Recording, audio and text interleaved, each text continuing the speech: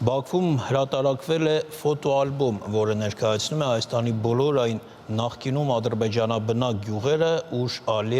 Ալիևի վարչակազմը մտադիր է վերադարձնել ադրբեջանցիներին։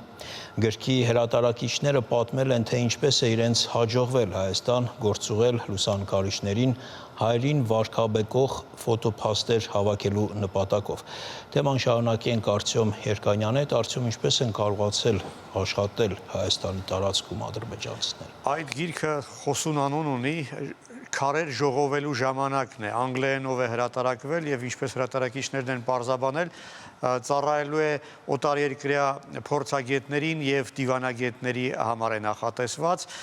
Գրքի գլխավոր հրատարակիչ Մուսա Մերջանլին պարզաբանել է, որ կես տարվա ընթացքում մի քանի խումբ լուսանկարիչներ են գործուղվել Հայաստան հայերին վարկաբեկող այդ ֆոտոնյութերը հավաքելու համար։ Եվ քանի որ գիտակցում են, որ ադրբեջանցի լրագրողներին ավելի դժվար կլիներ, օտարերկրացի լուսանկարիչների են վարձել, ովքեր բնական է գիտակցել են, թե ինչ նպատակով են օգտագործվելու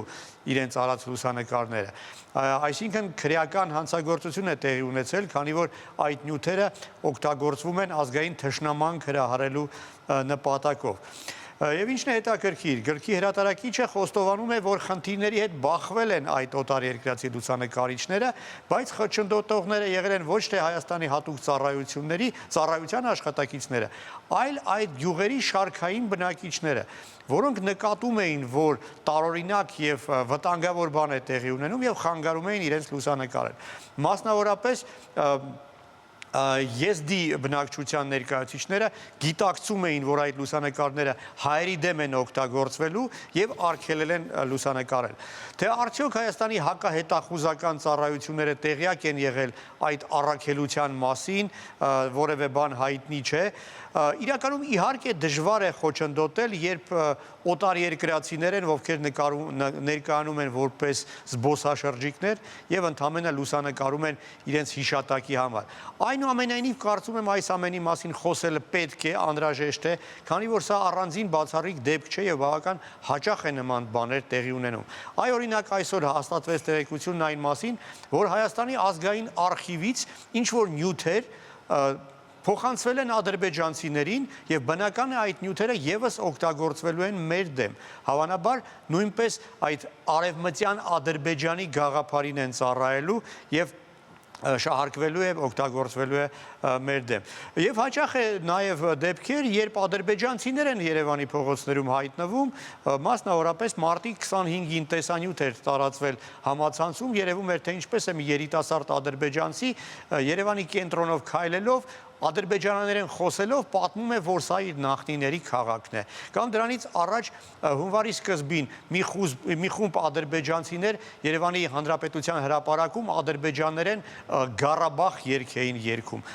Այդ ամենը իհարկե պետք է սթափեցնի եւ շարքային երևանցիներին, մեր համաքաղաքացիներին եւ մեր հետախուզության եւ հակահետախուզության մարմինների ներկայացուցիչներին։ Այսպես ասած,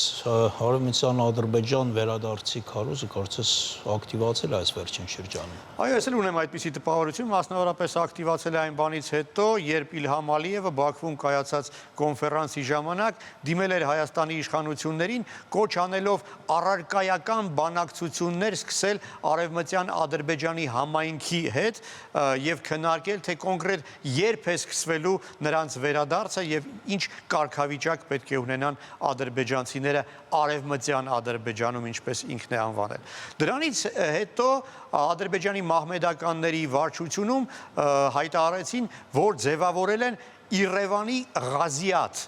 խոսքը այդ մահմեդական կրոնական այդ կառույցի ղեկավարի մասին է։ Հայտարարեցին, որ այդ Իրևանի Ղազի ընտրված հոգևորականը պետք է ներկայացնի Արևմտյան Ադրբեջանի համայնքը իսլամական կոնֆերանս կազմակերպությունում որպես դիտորդ։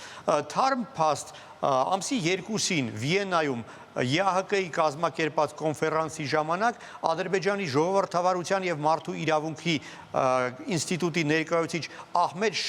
Շախիդովը հայտարարել էր, որ կամ ադրբեջանցիներին հնարավորություն կտրվի վերադառնալու Հայաստան, կամ կլինի նոր պատերազմ, որի արդյունքում Հայաստանը վերջնականապես կզրկվի իր սուվերենությունից, իսկ ադրբեջանցի զինվորականները Երևանում թուրքական թեյք խմեն։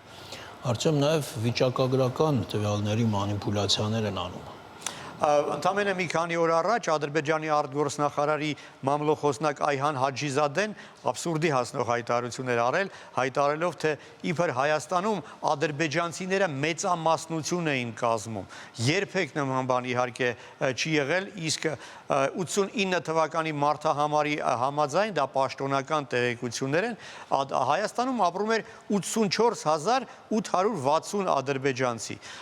Մինչդեռ նույն ժամանակահատվածում Ադրբեջանում ապրում էր 245,000 հայ, իսկ եթե դրան գումարենք նաև Լեռնային Ղարաբաղի ինքնավար հանրապետությունում, ապա կստացվի ավելի քան 390,000 հայ։ Այս արդեն իրական վիճակագրություն է։ Շնորհակալություն, Արծիվ։